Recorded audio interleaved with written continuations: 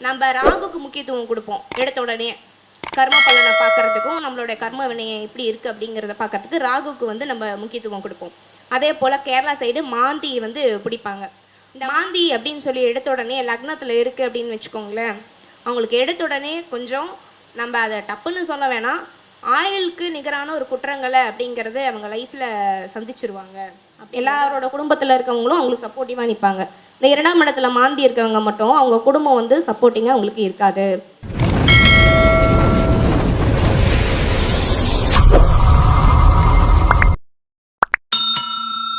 மதிப்பிற்குரிய மேடம் அவர்கள், சௌந்தர்யா மேடம் அவர்கள் ஒரு சிறிய உரையாற்றுவார். மேடம் அவர்களே வருகன்னு வரவேற்கிறது. ஓம் தத்புருஷாய வித்மகே வக்ரதுண்டாய தீமகி தன்னோ தந்தி பிரசோதியாத் சொல்லிட்டு ஆரம்பிக்கிறேன். இப்போ பார்த்தீங்க அப்படின்னா எந்த ப்ரிப்பரேஷனோடையும் நான் வந்த உடனே மாந்தி பலன் சொல்லிடுறேன்னு சொல்லிட்டு பேச வந்தேன். சரி, மாந்தி அப்படின்னா என்ன அப்படின்னு சொல்லி நம்ம ஃபஸ்ட்டு பார்த்துடலாம். கேரளா சைட்லலாம் பார்த்தீங்க அப்படின்னா இன்றைக்கி என்ன தெரியல, கேரளா சைடு பாலக்காடு இந்த மாதிரியே இருக்குது. கேரளா சைட்லலாம் பார்த்தீங்க அப்படின்னா மாந்தி அப்படிங்கிறது வந்து ரொம்ப முக்கியத்துவம் கொடுத்து எடுப்பாங்க. ஏன் அப்படின்னு சொல்லி பார்த்தீங்கன்னு வச்சுக்கோங்களேன், நம்ம ராகுக்கு முக்கியத்துவம் கொடுப்போம். எடுத்த உடனே கர்ம பலனை பார்க்கறதுக்கும் நம்மளுடைய கர்ம வினையை எப்படி இருக்குது அப்படிங்கிறத பார்க்கறதுக்கு ராகுக்கு வந்து நம்ம முக்கியத்துவம் கொடுப்போம். அதே போல் கேரளா சைடு மாந்தி வந்து பிடிப்பாங்க. இந்த மாந்தியை நம்மளும் கொஞ்சம் சேர்த்துக்கணும் அப்படின்னு நான் நினைக்கிறேன். ஏன்னா நான் எடுக்கிற பலனில் 99% சொல்கிறதுல துல்லியமாக வர பலன் அப்படின்னு சொல்லி பார்த்தீங்க அப்படின்னா மாந்தி பலன் தான். மாந்தி அப்படின்னு சொல்லி எடுத்த உடனே லக்னத்தில் இருக்குது அப்படின்னு வச்சுக்கோங்களேன், அவங்களுக்கு எடுத்த உடனே கொஞ்சம் நம்ம அதை டப்புன்னு சொல்ல வேணாம், ஆயுளுக்கு நிகரான ஒரு குற்றங்களை அப்படிங்கிறது அவங்க லைஃப்பில் சந்திச்சிருவாங்க அப்படிங்கிறத நம்ம சொல்லிடணும். அந்த தசாபுத்தி அவங்களுக்கு மார்கஸ்தானமாக ஒர்க் ஆகுதா எப்படி அப்படின்னு சொல்லி நம்ம பார்க்கும் பொழுது மாந்தி வந்து அங்கே ரோல் ப்ளே பண்ணாமல் போகிறதே கிடையாது. மீதிக்கெல்லாம் வந்து விதி விலக்குங்கிறது இருக்குது, குரு பார்வை இருக்குது, கோச்சாரத்தில் கொஞ்சம் நம்ம தப்பிக்கிறோம் அப்படின்னு சொல்லி கொஞ்சம் விதி விலக்குலாம் இருக்குது. மாந்திக்கு இருக்கான்னு கேட்டால் கிடையாது. சனி பகவானுக்கு அவர் பையன், சனி பகவானாலே நம்ம கொடுக்குறத எதையும் நம்மளால் தாங்க முடியாது, அவருக்கு இவர் பையன். ஸோ ரொம்ப நல்லதை பண்ணாலும் நல்லதை கொஞ்சம் நிறையா கொடுத்துட்டு போயிடுவார், கெட்டதை பண்ணாலும் நம்ம வேண்டாங்கிற லெவலுக்கு பண்ணிட்டு போயிடுவார். இப்போ இந்த மாந்தி வந்து லக்னத்தில் இருக்குது அப்படின்னா ஆயுளுக்கு நிகரான அவமானங்களையும் ப்ளஸ் வந்துட்டு குற்றங்களையும், ஆயுளுக்கு ஒரு ரொம்ப முடியாமல் இருந்து பொழைச்சாரு அப்படின்ற வார்த்தையும் கொடுத்துட்டு போயிடுறாரு அப்படிங்கிறத நம்ம எடுத்துக்கணும். இதுக்கு பரிகாரம் அப்படிங்கிறது சொல்லி பார்த்தீங்க அப்படின்னா சனி பகவானுக்கு மாந்தி எங்கே நின்றுட்டுருக்காருன்னு பாருங்கள். 1ஆம் இடமா, இதை 1ஆம் இடத்துல மாந்தி இருக்காருன்னா சனி பகவான் 10ஆம் இடத்துல இருந்து இது 3ஆம் இடமா பார்க்குறாரா அப்படின்னு சொல்லி பாருங்கள். அந்த 3ஆம் இடத்துல எங்கே இருக்காரு அப்படின்னு சொல்லி பார்க்கணும். அதுலேருந்து செவ்வாவை கணக்கெடுக்கிறீங்க அப்படின்னா எந்த நட்சத்திரமோ அந்த கிரகத்துக்கான பரிகாரங்களை நம்ம சொல்லணும். இன்னொரு டைம் சொல்கிறேன், 10ஆம் இடத்துல சனி பகவான் இருக்கார், லக்னத்தில் மாந்தி இருக்கார், 3ஆம் பார்வையாக பார்க்குறாருங்களா.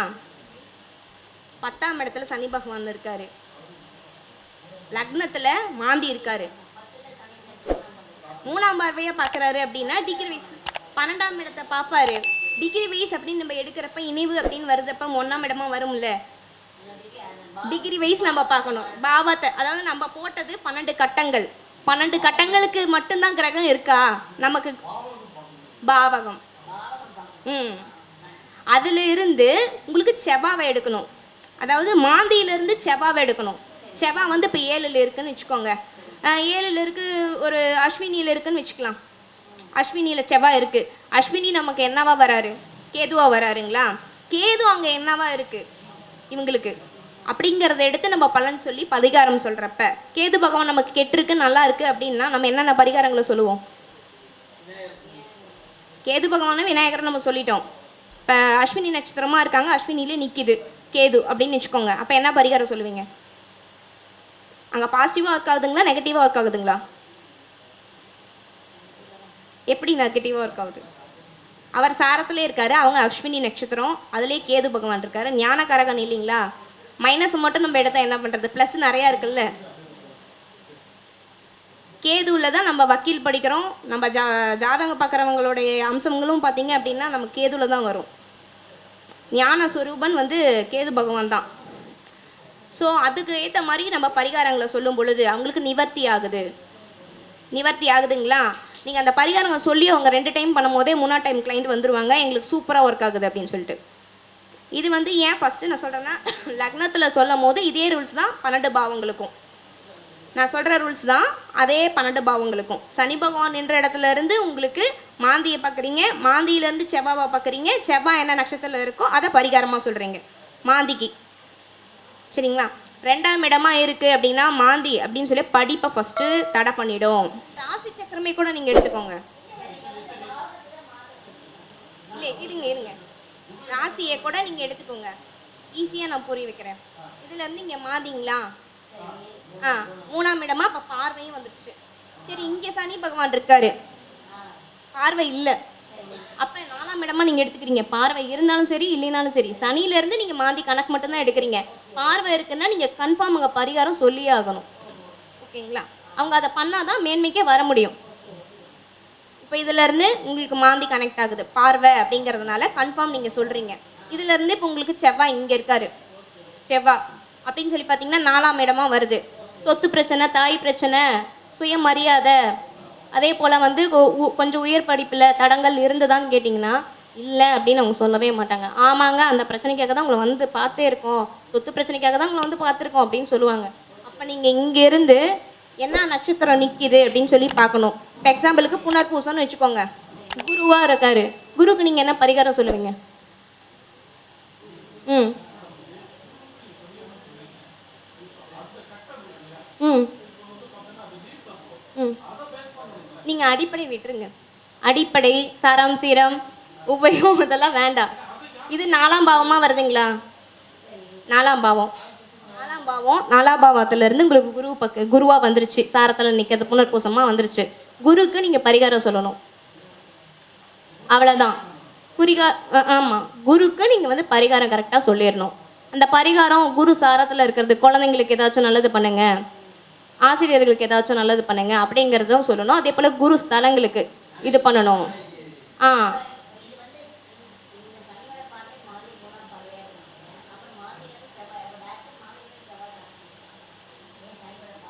சனி பார்வை இருந்துச்சுன்னா நீங்கள் மஸ்ட்டு சொல்லியே ஆகணும்.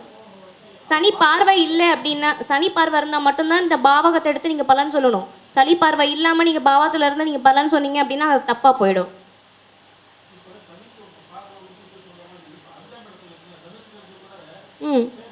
ஆமாம், 5ன்னு வரலாம், 7ன்னு வரலாம். பார்வை எப்படியோ ஒன்று கனெக்ட் ஆகுது, மாந்தியோட கனெக்ட் ஆகுதுன்ற பட்சத்தில் நீங்கள் மஸ்ட் இது சொல்லியே ஆகணும். சொல்லலை, இது இப்போ பார்வை இல்லை அப்படிங்கிற பட்சத்தப்ப நீங்கள் வந்து பரிகாரம் அப்படிங்கிறது அந்த தசாபுத்தி கணக்கெடுப்பில் நீங்கள் சொல்லிக்கலாம். தசாபுத்தி. ம் ம் ம் அந்த பரிகாரம் சொல்லணும்.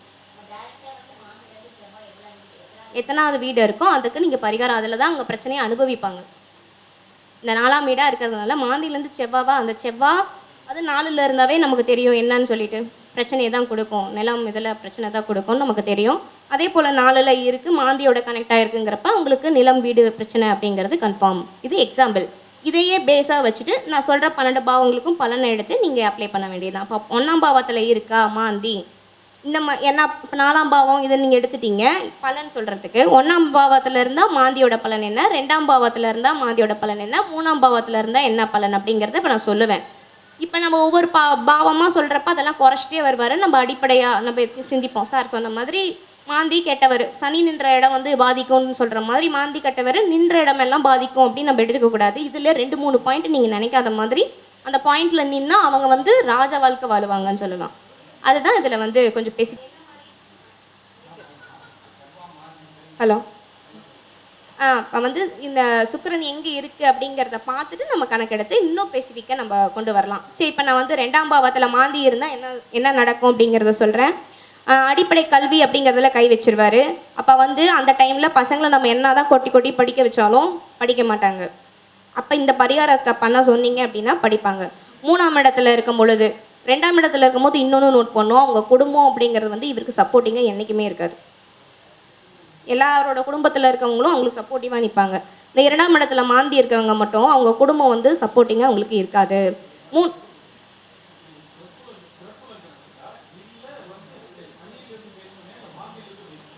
நீங்கள் நான் சொன்ன கணக்கே விட்டுருங்க, உங்கள் ஜாதகத்தை எடுங்க, உங்கள் ஜாதகத்தில் எங்கே மாந்தி இருக்குன்னு மட்டும் பாருங்கள். இது வந்து நான் பரிகாரத்துக்காக சொல்கிறேன். சப்பேஸ்டாக சொல்லியிருக்கேன். இதை வந்து பரிகாரத்துக்கு நீங்கள் இந்த கணக்கு எடுத்துக்கணும். இந்த கணக்கை நீங்கள் விட்டுருங்க.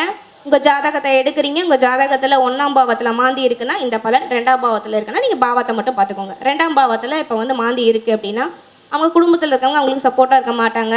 அதே போல் பார்த்தீங்க அப்படின்னா அடிப்படை கல்வி அப்படிங்கிறதுல கை வச்சிருவார். பழக்க வழக்கங்கள் அப்படிங்கிறது அவங்களுக்கு வந்து கொஞ்சம் பிரச்சனையை கொடுக்கும். சேர நண்பர்கள் அப்படிங்கிறதும் கொஞ்சம் பிரச்சனையை கொடுக்கும். அது ஏன் நீங்கள் 2ஆம் இடத்த நண்பர்களை கொண்டு வரீங்கன்னா பாவத் பாவ முறையில் எடுக்கிறீங்க அப்படின்னா அது உங்களுக்கு தட்டுப்படும். 3ஆம் இடத்துல வந்து மாந்தி இருக்குது அப்படின்னு வச்சுக்கோங்களேன், தைரியமாக இருக்க மாதிரி வெளியே காமிச்சிப்பாங்க, உள்ளுக்குள்ளே அப்படியே நடுங்குவாங்க அவங்க. நீங்கள் அதை சொல்லி பாருங்கள். அமானுஷ்யமான விஷயங்களுக்கெல்லாம் ரொம்ப பயந்துப்பாங்க. எக்ஸாம்பிளுக்கு பேய் பிசாசு அப்படின்னு சொன்னீங்கன்னு வச்சுக்கோங்களேன், 3ஆம் இடத்துல மாந்தி இருக்கவங்கலாம் ரொம்ப பயந்துப்பாங்க. அதை வந்து நீங்கள் அந்த இடம் சாரம் வாங்கியிருக்கு அப்படின்னு சொல்லி பார்த்துட்டு நீங்கள் அதை இது பண்ணிக்கலாம். 4ஆம் இடத்துல மாந்தி இருக்குது அப்படின்னு வச்சுக்கோங்களேன், அவங்க அம்மாவுக்கு எப்போ பாரு கால் குடைச்சல் பிரச்சனை அப்படிங்கிறது இருந்துக்கிட்டே இருக்கும். அவங்க அம்மா வழியில் இருக்கவங்க கிட்ட ஏதாச்சும் ஒரு பித்ரு சாபம் அப்படின்னு வாங்கியிருப்பாங்க. 5ஆம் இடத்துல இருக்குது அப்படின்னு சொல்லி பார்த்தீங்க அப்படின்னா அவங்க பசங்க, இப்போ எனக்கு குழந்தை இருக்குன்னா அந்த குழந்தைய போய் ஏதாச்சும் அசம்பாவிதம் நடந்த வீட்டில் போய் கொஞ்சம் அமௌண்ட் கொடுத்துட்டு வர சொல்லணும். புரியுதுங்களா? துக்க வீட்டில் போயிட்டு எடுக்கிறாங்க அப்படின்னா நீங்கள் வந்து மாமா ஆகுது, பங்காளி ஆகுது, அதெல்லாம் நீங்கள் பார்க்க வேண்டாம். நீங்கள் போயிட்டு உங்கள் குழந்தை கையில் போய் ஒரு 1000 500 இருக்கிறது 100 ரூபாவோ கொடுத்துட்டு வந்துட்டீங்க அப்படின்னா அந்த இடத்துல அதை வந்து பரிகாரமாக செயல்படும். 5ஆம் இடத்துல மாந்தி இருக்கிறது. 6ஆம் இடத்துல மாந்தி இருக்கிறது என்னன்னா இவங்களுக்கு ஒரு ஃபேவர் என்ன அப்படின்னா எதிரிங்களே சம்டைம்ஸ் எங்களுக்கு வாய்ப்புகளை கொடுத்துட்டு போயிடுவாங்க. எதிரிங்களே அவங்களுக்கு வாய்ப்புகளை சம்டைம்ஸ் கொடுத்துட்டு போயிடுவாங்க. இவரை வந்து அடிக்கலான்னு சொல்லிட்டு வருவாங்க, அந்த அடித்த நேரமே இவர் கொஞ்சம் ரொம்ப ஹைலைட் ஆகிடுவார். அந்த மாதிரி இதை நான் எக்ஸாம்பிள் சொல்கிறேன். அந்த மாதிரி ஜாதகத்தில் இவங்களை வந்து கெடுக்கணும்னு நினச்சிட்றாங்க அப்படின்னா அவங்களோட பிஸ்னஸை கிடைக்கணும்னு நினச்சிட்றாங்கன்னா எப்போ இவங்களுக்கு எதிரி வந்து தொல்லை அதிகமாகுதோ அப்போ தான் அவங்க வாழ்க்கையில் ஷைன் ஆவாங்க. 7ஆம் இடத்துல மாந்தி இருக்குது அப்படின்னா அவங்க கல்யாணம் பண்ணிக்க போகிறவங்க சைடில் யாராவது ஒருத்தர் மாந்திரிகம் சைடில் இருப்பாங்க. மாந்திரிகம் சைடில் இருப்பாங்க. நம்ம ஜாதகக்காரங்க அப்படின்னு கொண்டு வந்துடக்கூடாது, மாந்திரிகம் சைடில் இருப்பாங்க. அவங்க அதை எடுத்து பண்ணணும் அப்படின்னாலும் சரி, மாந்திரிகம் தாந்திரிகம் இது ரெண்டும் எடுத்துக்கலாம். அப்படி இல்லைங்க அப்படின்னு நீங்கள் சொல்லி கேட்குறாங்கன்னா காளி யாராவது வழிபடுறாங்களா அப்படின்னு கேளுங்க. காளி காளி காளி யாராவது வழிபடுறாங்களான்னு சொல்லி கேளுங்க. ஆமாம் அப்படின்னு சொல்லுவாங்க. 8ஆம் இடத்துல வந்து மாந்தி இருக்கிறது அப்படின்றது அவங்களுக்கு வாழ்நாளில் ஏதாவது ஒரு துர்சம்பவத்தினால தான் அவங்களுக்கு மரணம் அப்படிங்கிறது ஏற்படும். இதெல்லாம் நான் ரிவீல் பண்ணக்கூடாது, இருந்தாலும் சம்டைம்ஸ் இது வந்து உங்களுக்கு ஒரு நல்ல பாயிண்ட்டாக இருக்கும் அப்படிங்கிறதுனால இது பண்ணுறேன். 9ஆம் இடத்துல மாந்தி இருக்கிறது அப்படின்னு சொல்லி பார்த்தீங்க அப்படின்னா அப்பாவுக்கு குடைச்சல் கொடுத்துக்கிட்டே இருக்கும். பாக்கியம் அப்படிங்கிறது தடைப்படுறது அப்படிங்கிறதுனால ஒரு வேலையை 2-3 டைம் இழுத்து செய்யணும். அப்படி இல்லை நல்லா எடுத்த உடனே ஒரு வேலை முடியுது அப்படிங்கிற பட்சத்தில் அதில் நீங்கள் ரொம்ப உஷாராக இருக்கணும். எடுத்தோடனே ஸ்மூத்தாக போகுது, என்ன நமக்கு எப்பயும் இப்படி நடக்காது அப்படின்னு நீங்கள் நினைக்கிறீங்கன்னா அதை நீங்கள் அனலைஸ் பண்ணிக்கணும்.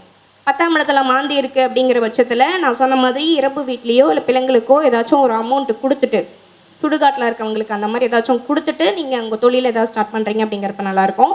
நான் சொன்ன பாயிண்ட் வந்துருச்சு. 11ல் மாந்தி இருக்கிறது அப்படின்னா லாபஸ்தானம் கெட்டு போய்டும். நம்ம டக்குன்னு அடிப்படையில் படித்த மாதிரி நம்ம சொல்லக்கூடாது. 11ல் மாந்தி இருக்கவங்க ஊஞ்சல் கட்டி சாப்பிட்டுட்டு தான் படுப்பாங்க அப்படிம்பாங்க. ஊஞ்சலில் உட்காந்து சாப்பிட்டுட்டு தான் படுப்பாங்க அப்படின்ற ஒரு இது இருக்குது. அவங்க வாழ்நாளில் வீட்டுக்குள்ளே ஊஞ்சல் போடுற அளவுக்கு வீடுனா எவ்வளோ பெருசு இருக்கும், அவ்வளோ பெரிய வீடு கட்டி லக்ஸூரியஸாக வாழ்ந்துட்டு தான் சாவாங்க அப்படிங்கிற பலனை கொடுத்துரும். அதோட எந்த கிரகம் சேர்ந்து இருக்குன்னு பாருங்கள். சனி பகவான் இருந்தாங்க அப்படின்னா லாபத்துக்காக இல்லீகல்குள்ளே போயிடுவாங்க. ஆனால் அவங்களுக்கு அந்த ப்ராப்ளம் கிடச்சிரும், ஆனால் இல்லீகல்குள்ளே போயிடுவாங்க. 12ல் மாந்தி இருக்குது அப்படிங்கிறப்ப அவங்களுக்கு தூக்கத்தில் முன்னோர்கள் வந்து சயனம் சொல்கிறது அப்படிங்கிறதெல்லாம் கொஞ்சம் கொடுக்கப்பட்ட ஒரு சின்ன நேரத்தில் மிக அற்புதமான முறையில் மாந்தியை பற்றி சொல்லித்தந்த சௌந்தர்யா மேடம் அவர்களுக்கு நன்றி. அவர்களுக்கு உங்கள் சார்பாக ஒரு சிறிய மரியாதை.